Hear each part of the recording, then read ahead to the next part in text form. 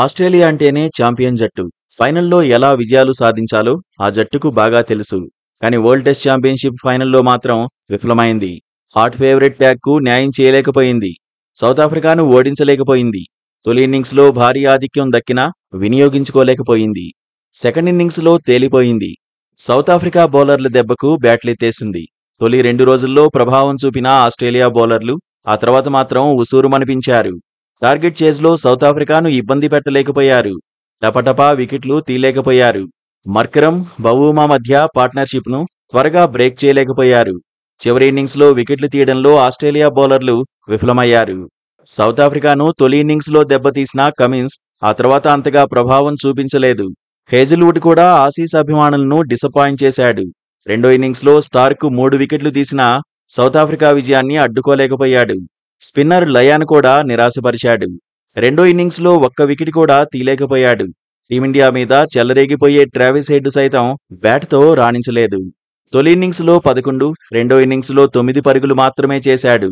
ఓవరాల్గా అన్ని విభాగాల్లోనూ ఆసీస్ తేలిపోయింది. వరుసగా రెండోసారి వరల్డ్ టెస్ట్ ఛాంపియన్గా నిలిచే అవకాశాన్ని మిస్ చేసుకుంది.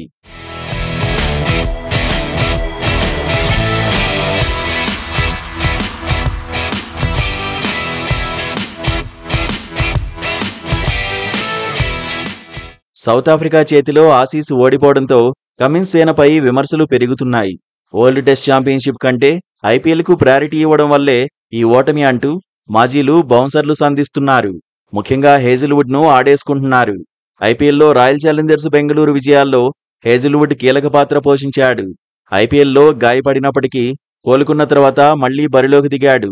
సీజన్లో బ్రేక్ వచ్చిన తర్వాత కూడా మళ్లీ ఇండియాకు వచ్చాడు. నాకౌట్ దశలో ఆర్సీబీకి సేవలందించాడు. వరల్డ్ టెస్ట్ ఛాంపియన్షిప్ ఫైనల్ కోసం ప్రిపేర్ కాకుండా ఐపీఎల్లో బరిలో దిగడం ఏంటని అప్పట్లోనే విమర్శలు వచ్చాయి. ఇప్పుడు ఇదే అంశంపై ఆస్ట్రేలియా మాజీ క్రికెటర్ మిచెల్ జాన్సన్ రియాక్ట్ అయ్యాడు. ఐపీఎల్ వాయిదా పడి తిరిగి ప్రారంభమయ్యాక ఆడాలన్న హేజిల్వుడ్ నిర్ణయం తనను ఆశ్చర్యపరిచిందన్నాడు మిచెల్ జాన్సన్. జాతీయ జట్టు కంటే ఇండియన్ ప్రీమియర్ లీగ్ ముఖ్యమా అని ప్రశ్నించాడు.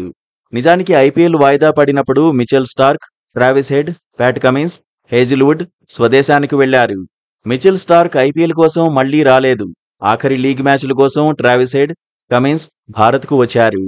గాయం నుంచి కోలుకున్నాక రాయల్ ఛాలెంజర్స్ బెంగళూరు తరఫున హేజిల్వుడ్ బరిలో దిగాడు. ఫైనల్లోనూ ఆడాడు. ఆర్సీబీకి అడ్వాంటేజ్ అయ్యాడు.